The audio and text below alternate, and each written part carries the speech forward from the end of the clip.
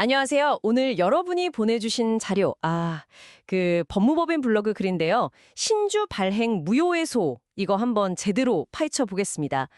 회사가 자금 조달하려고 새 주식 발행하는 거, 이게 잘못되면, 어떤 법적 문제로 가는지 핵심만 딱딱 짚어보죠. 네, 안녕하세요. 신주 발행이 회사에는 꼭 필요하지만 이게 또 기존 주주들 지분율에 바로 영향을 주거든요. 그래서 법적 절차나 요건이 상당히 까다롭습니다. 만약 이 과정에서 뭔가 법적인 하자가 있다. 그러면 이제 신주 발행 무효회소 이걸로 다툴 수 있는 거죠. 오늘 이 소송이 뭔지, 핵심이 뭔지 좀 자세히 설명해 드릴게요. 좋습니다. 그럼 바로 본론으로, 신주 발행 무효회소, 이게 정확히 뭔가요? 왜 중요하게 봐야 하죠? 네, 말 그대로 회사가 발행한 신주에 법적인 문제가 좀 심각하다. 이럴 때 그 발행 효력 자체를 그냥 없애달라고 법원에 청구하는 소송이에요. 이게 상법 429조의 근거가 있고요. 근데 중요한 건 이거예요.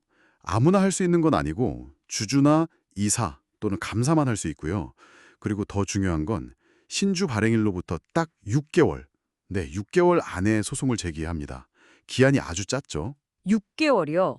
와, 생각보다 정말 짧네요.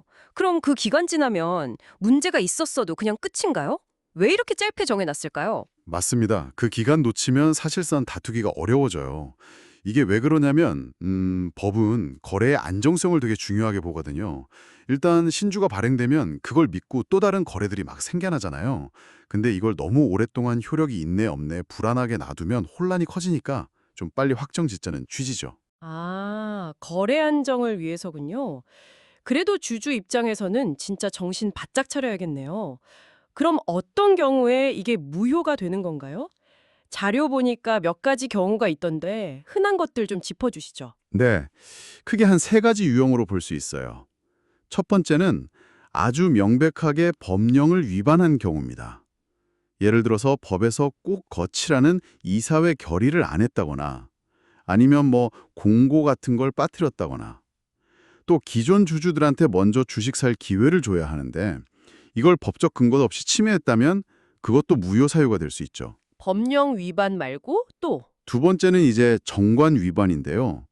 정관은 회사가 스스로 만든 규칙이잖아요. 거기에 발행할 수 있는 주식 총수라든지 발행 절차 같은 걸 정해놨는데 그걸 어긴 거죠. 이것도 무효 사유가 됩니다. 아, 법령이나 정관 위반, 이건 좀 명확해 보이는데, 그럼 세 번째는 뭐죠? 네, 이 세 번째가 사실 좀 흥미로운 지점인데요. 현저하게 불공정한 방법으로 발행된 경우예요.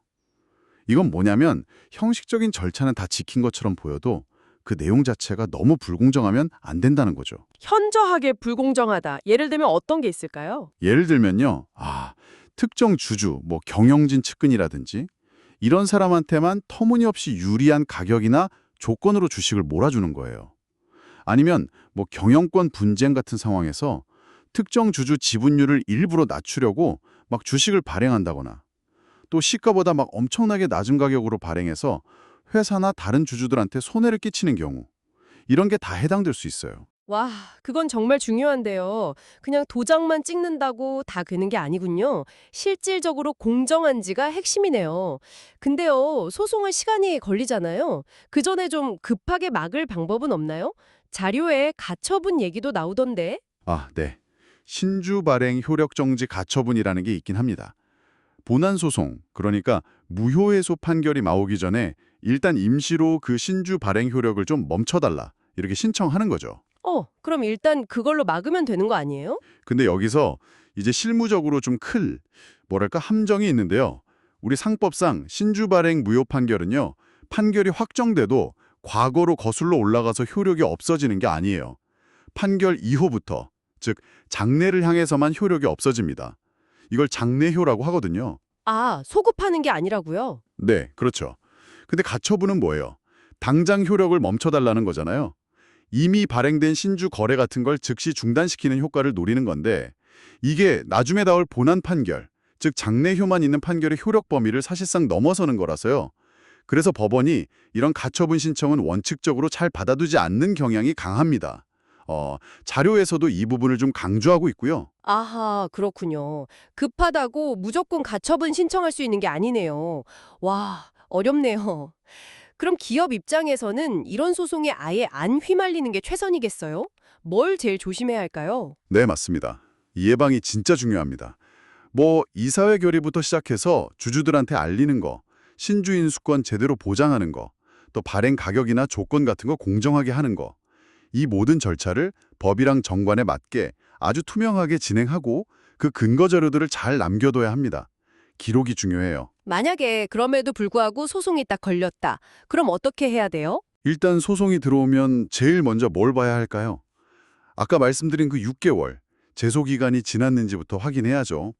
그리고 소송을 제기한 사람이 주주나 이사, 감사가 맞는지, 즉 원고 자격이 있는지도 따져봐야 하고요.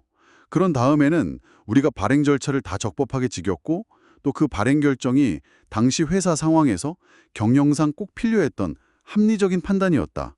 이걸 아주 적극적으로 입증해야 합니다. 정리해보면 신주 발행은 회사 성장에 진짜 필수적인데 자칫 잘못하면 이 법적 절차나 공정성 문제 때문에 무효라는 아주 큰 위험에 빠질 수 있다는 거네요. 그렇습니다. 핵심은 결국 두 가지예요. 법령과 정관 지키는 거, 그리고 절차의 투명성. 이걸 확실히 해야 하고요. 분쟁이 안 생기게 미리 예방하는 게 최선이고 혹시 문제가 터졌다면 그때는 정말 신속하고 또 전문적인 법률 대응이 필요합니다. 네, 오늘 정말 명쾌하게 분석해 주셔서 감사합니다. 마지막으로 이런 질문 한번 던져보고 싶어요.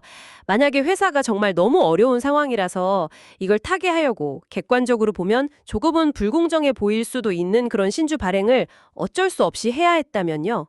과연 법원은 어디까지 경영 판단의 원칙이라는 걸 인정해 줄까요? 그 재량의 한계 어디까지일지 한번 생각해 보시면 어떨까 싶습니다. 오늘 함께 해주셔서 감사합니다. 네, 감사합니다.